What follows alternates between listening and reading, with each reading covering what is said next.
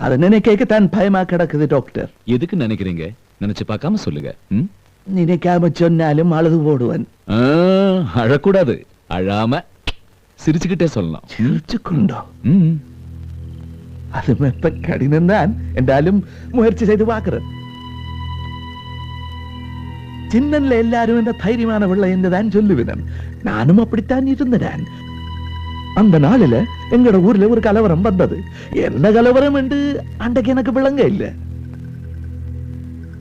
இன்னும் விளங்க இல்லை. திடீரென்று ஒரு நாள் ஆகாயத்திலிருந்து கூரையை பிச்சு கொண்டு வீட்டுக்குள்ள நெருப்பு துண்டங்கள் மாறி வந்து விழுந்தது. செல்லடிக்கிறாங்கள் என்று கூவிக்கொண்டு அம்மாவும் அப்பாவும் என்ற கையை பிடிச்சு கொண்டு வீட்டுக்கு வெளியில வாஞ்சவங்க. அப்ப ஒரு நெருப்பு துண்டு அப்பாவின் காலில வந்து பட்டு கால் துண்டாடி போட்டு ஒற்றேட்டாப்பம். அம்மா குளறி அழுது கொண்டு புடவை தலைப்பை எடுத்து காலில கட்டு போட்டவர். சொல்லுங்க. அந்த நேரம் பார்த்து இச்சும்பு தொப்பியும் கையில துப்பாக்கியுமாக 4-5 பேர் அங்க வந்தவங்க. ஊர்ல எல்லாரும் என்ற அம்மாவை நல்ல வடிவான மனுஷி என்றுதான் சொல்லுவினம். அது உண்மைதான். அந்த வடிவ பிழையான எண்ணத்தோட அந்த இச்சும்பு தொப்பிக்காரங்க பார்த்துட்டவங்க. குற்றுவிழா கடந்த என்ற அப்பாவை வெடி வச்சு கொண்டு போட்டு அம்மாவை கதறு பற்றைக்குள்ள இழுத்து கொண்டு போனவங்க.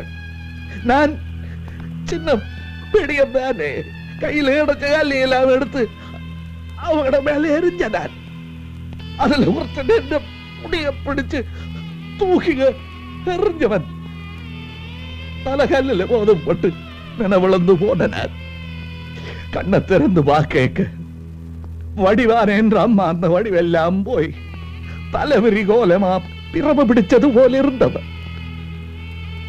ஒரு மடியில நான், இன்னொரு மடியில இறந்து போன என்ற அப்பா. நான் என்று அழுதனான். அம்மாள இல்ல, என்னையும் அழ வேண்டாம் என்று சொன்னவன். இந்த வரடா, இனி நீதான ஒரே ஆண் பிள்ளை, தைரியமாக இருக்க வேணும், இனி பயப்படக்கூடாது என்று சொன்ன அந்த நிமிஷம் முதல் எதை கண்டாலும் பயம் டாக்டர். அழாமல் சிரிச்சு கொண்டு சொல்ல வேண்டும் என்று சொன்னீர்கள். அழுது போட்டேன், சாரி. அதுக்கு பிறகு ஒரு பிரச்சனையில அம்மாவும் போட்டார்.